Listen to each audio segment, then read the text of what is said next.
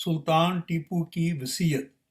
اقبال نے اس مارکۃ الآراء نظم میں سلطان ٹیپو کی سیرت کمال مؤثر انداز میں بیان کی ہے، جو ان کی کتاب ضرب کلیم میں شامل ہے۔ اقبال کو سلطان شہید سے والہانہ عقیدت تھی۔ فروری 1929 کو ان کے مزار پر فاتحہ پڑھنے بھی حاضر ہوئے تھے۔ انہوں نے اپنی فارسی تصنیف جاوید نامہ میں اس مرد مجاہد کے ذکر جمیل کے لیے 8 صفحے وقف کیے ہیں اور انہیں جنت الفردوس کا مکین قرار دیا ہے۔ اقبال کے مرد کامل اور ٹیپو سلطان میں بہت سی قدریں مشترک ہیں۔ سلطان کا اصل نام فتح علی خان ٹیپو تھا۔ نومبر 1750 میں میسور کے والی حیدر علی کے ہاں جنم لیا۔ 1782 میں اپنے باپ کے فوت ہونے پر تخت نشین ہوئے۔ سلطان شہید ایک جاں باز سپاہی اور حب الوطنی میں چور تھے۔ وہ انگریزوں کا وجود سرزمین ہندوستان میں کسی طور برداشت نہیں کرتے تھے۔ انگریز بھی ان سے پناہ مانگتے تھے اور اپنی ناپاک سازشوں اور کامیابی میں ان کو سب سے بڑا روڑا سمجھتے تھے۔ ٹیپو سلطان نے انگریزوں سے کئی مرتبہ جنگ کی اور انہیں ملک سے نکالنے کی بے حد کوشش کی۔ آخر 4 مئی سن 1799 کو میر صادق اور دوسرے غداران ملت کی بدولت نہایت بے جگری سے ملک کا دفاع کرتے ہوئے جام شہادت نوش فرمایا۔ انا للہ و انا الیہ راجعون۔ اقبال نے ٹیپو سلطان کی سیرت کو ان کی وصیت کی شکل میں اپنی زبان سے ادا کر کے ایک عظیم کارنامہ انجام دیا ہے۔ اس مختصر نظم میں کل 5 اشعار ہیں، جن میں ٹیپو سلطان کی خدمت میں زبردست خراج تحسین پیش کیا ہے، اور آخری شعر میں سلطان کی پوری زندگی کا نقشہ کھینچ کر رکھ دیا ہے۔ پہلے یہ نظم پوری پڑھی جائے گی اور پھر ہر شعر کی تشریح سے پہلے مشکل الفاظ کے معانی بیان کیے جائیں گے۔ ملاحظہ فرمائیے۔ سلطان ٹیپو کی وصیت۔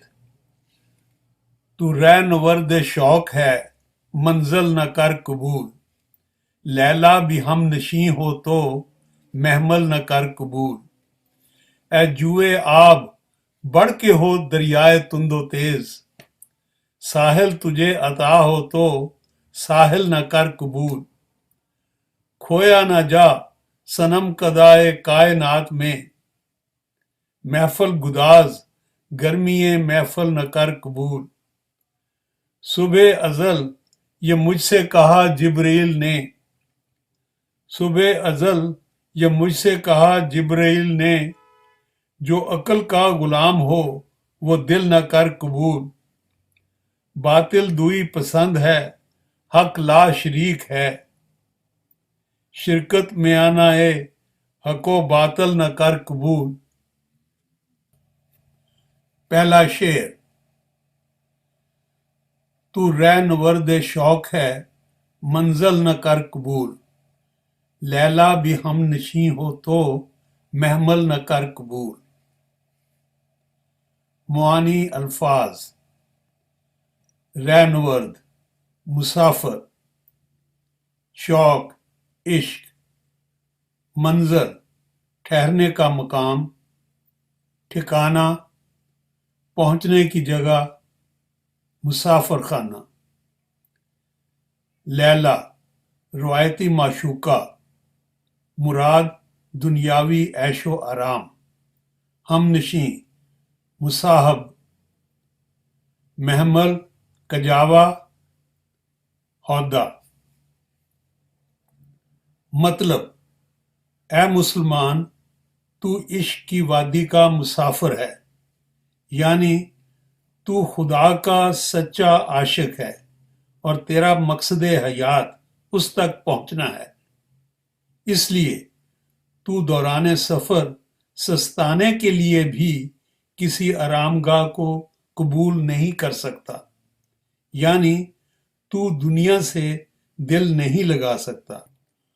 اگر لیلا کی سنگت بھی نصیب ہو جائے، یعنی دنیا کی بڑی سے بڑی نعمت اور لذت بھی مل جائے، تو یہ تجھے راہ حق سے گمراہ نہیں کر سکتی۔ دوسرا شعر: اے جوئے آب بڑھ کے ہو دریائے تند و تیز، ساحل تجھے عطا ہو تو ساحل نہ کر قبول۔ معانی الفاظ: جوئے آب، ندی، نالا۔ مطلب: اگر تیری حیثیت ایک ندی کی مانند ہے تو جہد مسلسل اور پرجوش جذبے کی بدولت ایک پرشور، بپھرے ہوئے اور تیز رفتار دریا کا روپ دھار لے۔ اگر تجھے ساحل عطا کیا جائے جس سے تیری تیز رفتاری متاثر ہوتی ہو تو اسے قبول نہ کر۔ ندی اور دریا کی تمثیل کا مطلب یہ ہے کہ تو ہر دم ترقی کے لیے کوشش کر اور باطل کا ڈٹ کر مقابلہ کر۔ اگر دنیا کی آسائشیں اور لذتیں تجھے اپنی طرف بلائیں تو ان کو ٹھکرا دے اور راہ حق میں قدم بڑھاتا رہ۔ تیسرا شعر: کھویا نہ جا صنم کدائے کائنات میں، محفل گداز گرمی محفل نہ کر قبول۔ معانی الفاظ: صنم کدہ، بت خانہ، مراد دنیا کی دلچسپیاں۔ کائنات، موجودات، دنیا۔ گداز، پگھلانے والا۔ محفل گداز، عیش و عشرت کا دشمن۔ گرمی محفل، دنیا کی عیش و عشرت۔ مطلب: تو دنیا کی دلچسپیوں میں اپنے آپ کو گم نہ کر دے، یعنی تو دنیا کی فانی دلچسپیوں میں منہمک ہو کر اپنے مقصد حیات سے غافل مت ہو۔ تو محفل گداز ہے، یعنی عیش و عشرت کا دشمن ہے، اس لیے گرمی محفل یعنی دنیا کے عیش و آرام اور شان و شوکت کی طرف توجہ مت دے۔ چوتھا شعر: صبح ازل یہ مجھ سے کہا جبریل نے، جو عقل کا غلام ہو وہ دل نہ کر قبول۔ معانی الفاظ: ازل، وہ زمانہ جس کی ابتدا نہ ہو، مخلوق کی پیدائش کا دن۔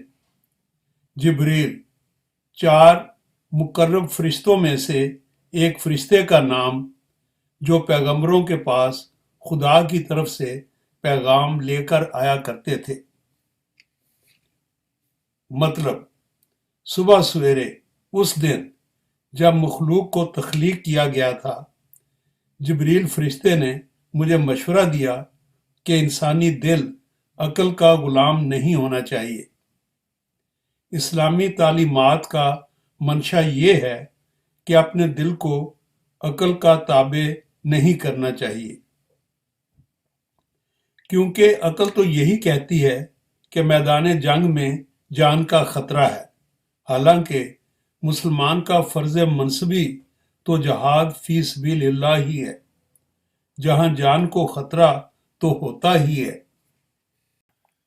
پانچواں شعر: باطل دوئی پسند ہے، حق لا شریک ہے، شرکت میں آنا حق و باطل نہ کر قبول۔ معانی الفاظ: باطل، غلط، جھوٹ، ناحق۔ دوئی، دو سمجھنا، شرک۔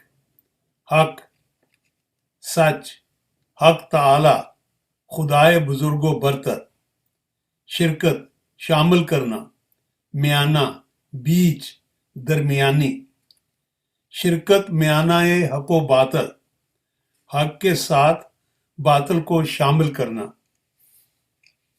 مطلب باطل یعنی جھوٹ دوئی پسند ہے اور شرک کی تعلیم دیتا ہے۔ باطل سکھاتا ہے کہ خدا کے ساتھ کسی اور انسان یا قوم کی اطاعت بھی کرو، اور حق کی تلقین یہ ہے کہ خدا کے ساتھ کسی اور کی اطاعت مت کرو، چونکہ تو راہ حق پر ہے، اس لیے حق کے ساتھ باطل کو شامل مت کر، یعنی اللہ کے سوا کسی اور کی اطاعت نہ کر۔ حضرت ٹیپو سلطان شہید کی خدمت میں اس شاندار خراج عقیدت کا اختتام ہوا۔ رہے نام اللہ